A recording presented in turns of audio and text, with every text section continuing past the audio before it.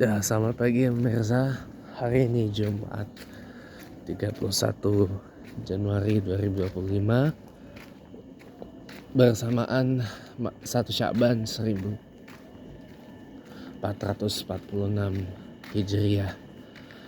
Kalau kemarin Anda telah saya suguhkan dengan laporan eksklusif ihwal gambaran rencana ruas yang dilalui oleh flyover Bintaro Puspita dengan bentang atau span sepanjang 411 meter ya, yang ditolak keras oleh warga RW 08 Perumahan Bumi Bintaro Permai, Pesanggrahan, Jakarta Selatan.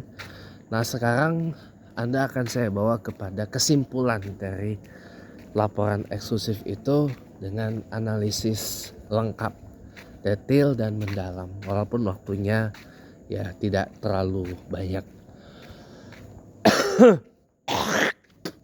Jadi gini, alasan kenapa warga Perumahan Bumi Bintaro Permai Jaksel ini menolak keras pembangunan flyover tersebut adalah kalau dari berdasarkan argumentasi dalam petisinya atau argumentum petitumnya adalah memang gak ada urgensinya.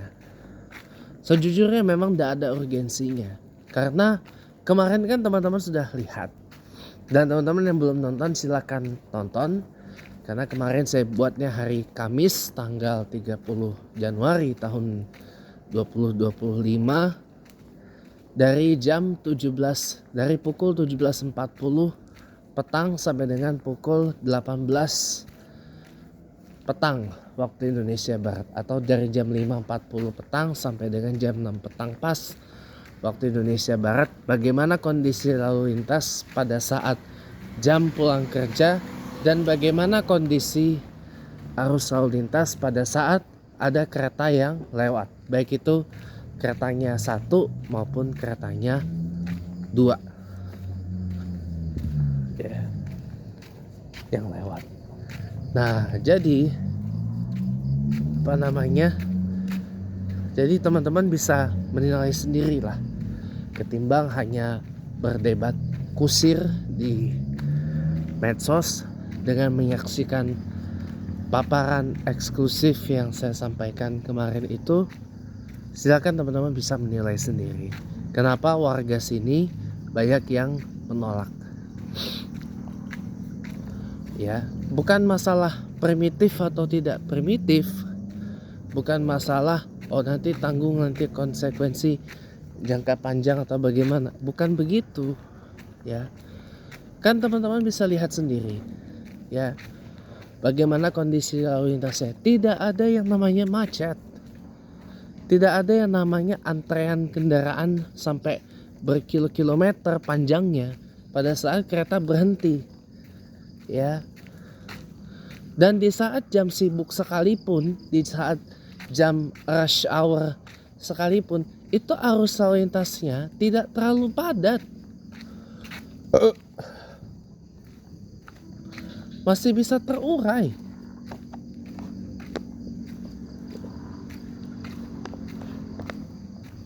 Loh, saya kan itu kemarin pas jam pulang kantor yang saya paparkan kepada Anda. Nanti kalau jam pas berangkat pagi-pagi nanti akan ada yang akan melaporkannya secara eksklusif kepada Anda ya. Adalah nanti, tunggu aja.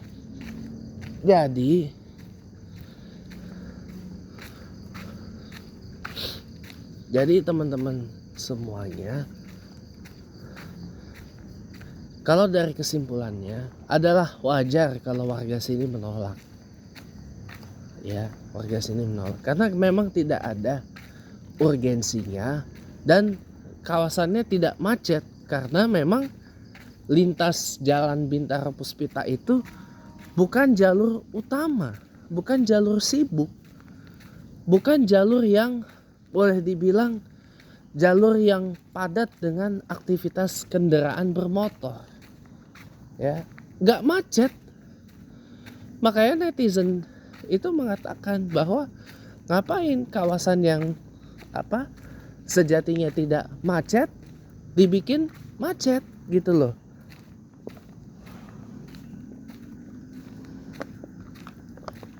Sebagaimana disampaikan oleh humas tim petisi dari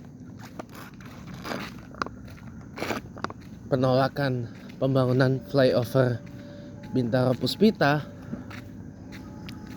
yaitu Dr. Kiai Haji Tubagus Wahyudi, Magister Sains, ya, Certified Hypnotherapist.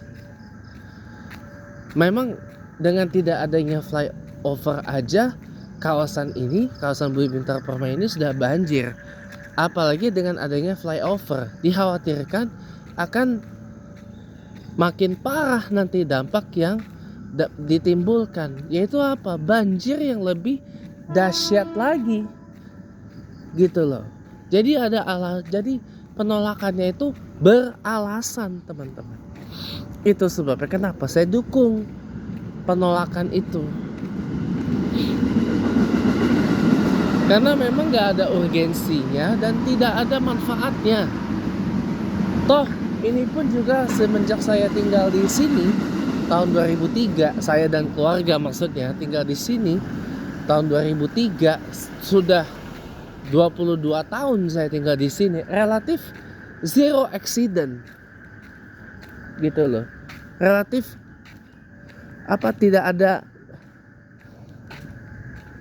major accident, ya, aman, sangat aman. Apalagi semenjak PJL 58 Bintaro itu direvitalisasi besar-besaran dan dipindah tangankan, dialihkan dari pengelolaan dan pendanaan secara swadaya oleh warga Bumi Bintaro Permai ke Dinas Perhubungan Provinsi Daerah Khusus Jakarta atau Dishub DKJ, di bawah Ditjen atau Direktorat Jenderal Perkeretaapian Kementerian Perhubungan atau Ditjen KA Kemenhub. Jadi sudah relatif diperbaiki gitu loh semenjak overhaul dan revitalisasi besar-besaran, dan petugas yang berjaga pun sudah merupakan petugas resmi dari Dishub. Dan untuk masalah pembayaran penggajiannya itu sudah menjadi urusannya Dishub, Dinas Perhubungan DKJ, di bawah Ditjen KA Kemenhub, meski dibantu oleh sukarelawan dalam hal urusan perlalu lintasan supaya tidak menciptakan stagnasi, tidak menciptakan bottleneck atau lalu lintas yang terkunci rapat karena padatnya volume kendaraan, terutama pada jam-jam sibuk. Saya menyaksikan itu. Oleh karenanya, makanya itu kenapa saya memilih untuk mendukung penolakan itu. Ya. Di samping jalur akses masuk keluar dari Bumi Bintaro Permai akan menyempit. Itu teman-teman kan lihat putaran itu, U-turn itu. Yang tadinya luas bisa jadi sempit. Sama halnya dengan putaran atau U-turn di flyover Bintaro yang di sana tuh, yang di bekas PJL 57.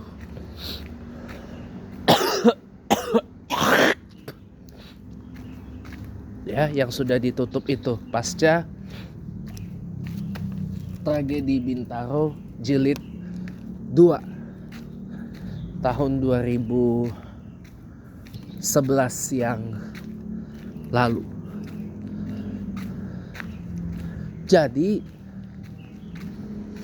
dibangun flyover tapi bukan ya manfaatnya ada memang, tapi kan tidak disertai dengan perencanaan yang matang, terutama di sisi mau tahu nggak? Terutama di sisi U-turn atau putaran balik setelah pasar Bintaro itu atau pasar Mikro menyempit di bawah kolong tol Serpong Ulu Jami juga. Di bawah kolong tol Serpong Ulu Jami, dan itu menyempit, dan kadang ketika volume arus lalu lintas sedang padat itu bisa timbul kemacetan baru gitu teman-teman. Saya menyaksikan itu, saya paham itu, dan saya tahu akan hal itu, dan itu semua benar yang ada di dalam argumentum petitum itu alasannya.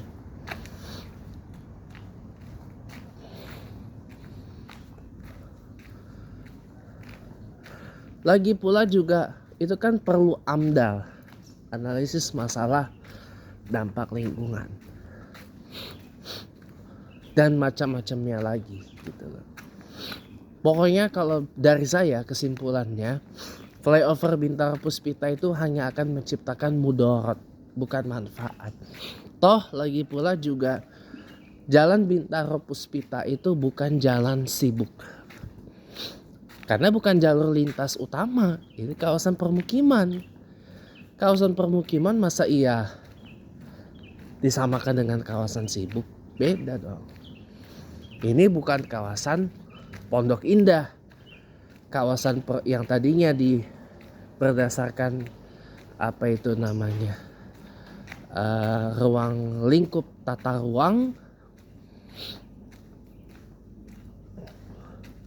itu memang dibangun sebagai kawasan permukiman, kawasan Pondok Indah itu. Tapi kemudian nggak tahu kenapa menjelma jadi kawasan komersial.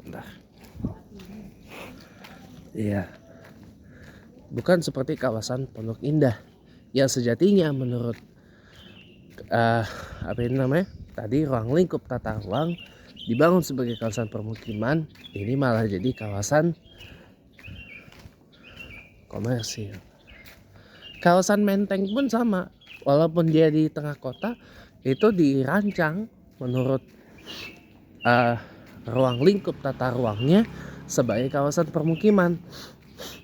Makanya kawasan Menteng sebagian besar tidak macet, karena bukan jalur sibuk, bukan jalur utama. Meskipun dilewati banyak kendaraan bermotor, tapi kawasan Menteng bukan jalur sibuk, bukan jalur utama, tapi jalur permukiman gitu. Baik, semoga analisis dan kesimpulannya ini bermanfaat. Selamat pagi, selamat Jumat berkah buat semuanya.